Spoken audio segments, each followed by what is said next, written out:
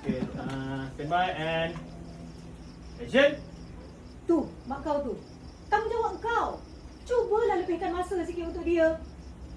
Kan saya dah cakap, saya tak buat benda tak elok pun Mak Su. Saya ni dia anaya. Lagipun Mak Su tu. Dia nak bising-bising kenapa?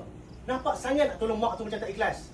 Aku ni bising sebab otak kau tu tak berhenti nak berfikir. Dah tahu budak-budak tu suka nak pedajal kau. Elakkan je lah. Apa jadi kat kau? Mak kau macam mana?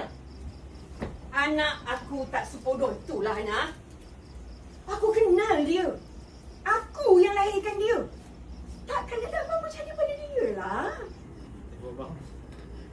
And cut. Ada lelaki pun mandul. 5 dah anak aku bang.